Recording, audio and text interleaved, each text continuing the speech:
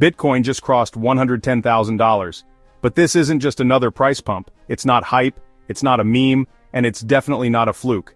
This breakout was triggered by inflation chaos, geopolitical tension, and a total loss of trust in the people pulling the monetary strings. This time, Bitcoin isn't just leading a rally, it's leading a revolution. Let's break down the forces behind this surge, and how you can prepare to ride this wave without getting wrecked.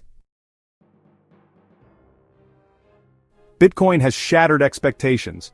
It's now well over $110,000, breaking through psychological resistance like a wrecking ball. But what's different this time is who is buying. This isn't a rally led by TikTok traders or Reddit threads. It's institutional, it's political, it's global. The momentum isn't fueled by retail FOMO, it's being driven by distrust. Distrust in banks, distrust in governments, distrust in central banks that promised inflation was under control, and failed. Bitcoin didn't surge despite macro fear, it surged because of it.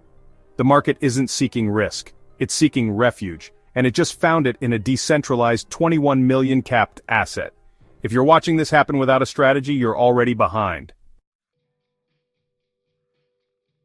Remember when they said inflation was transitory? That was a lie. Prices are still climbing. Groceries, rent, energy. The dollar in your pocket buys less and less every year. Meanwhile, central banks are trapped. Raise rates and risk a recession, or lower them and risk hyperinflation. But Bitcoin? Bitcoin doesn't care about Jerome Powell's press conference. It doesn't respond to printing presses.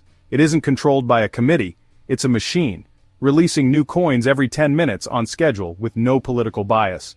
Right now, investors are rediscovering why Bitcoin was born, as a hedge against central bank failure.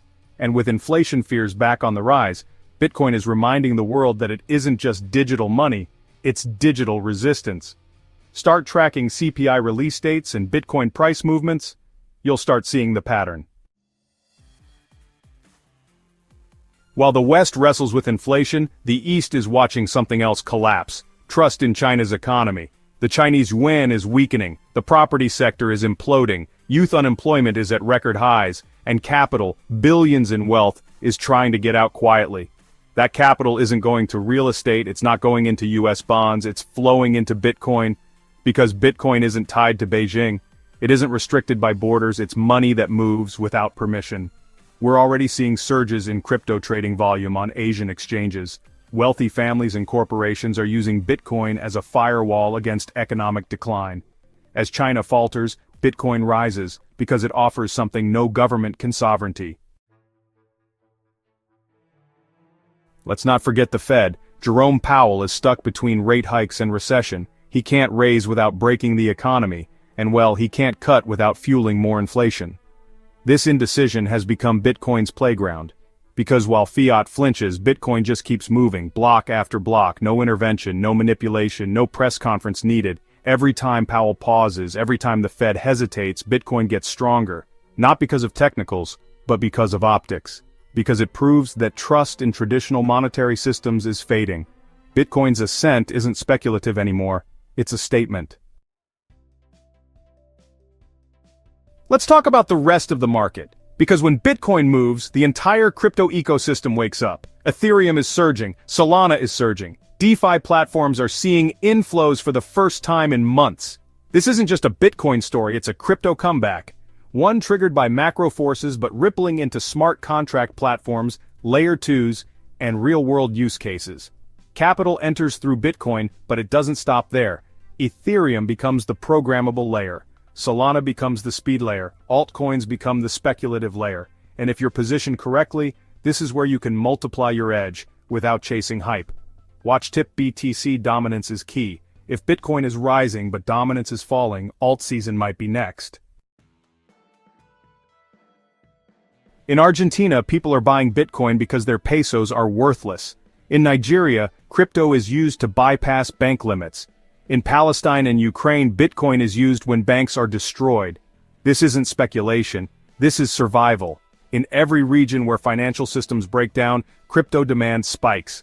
And as the world gets more unstable, through war, currency collapse, or authoritarian control, Bitcoin's true use case gets clearer. It's not just about price, it's about freedom. Bitcoin is for the people who need it most. And in 2025, that number is growing fast.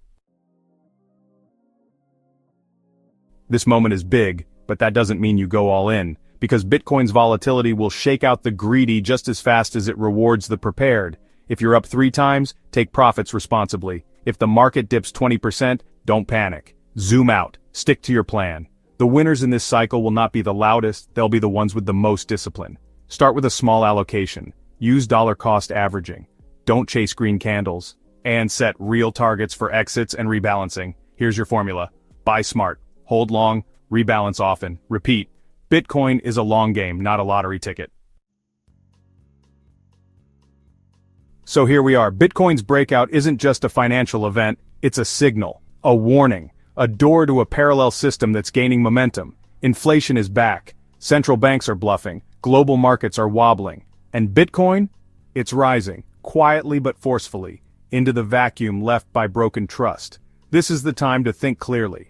Not emotionally, not reactively. Because when the world loses faith in the old system, the future belongs to those who bet on something new. This is Web3 exclusive, and now you know what's really fueling Bitcoin's next chapter. Don't forget, if this opened your eyes, hit like, drop a comment and subscribe for more breakdowns like this. We'll be here tracking the signal behind the noise.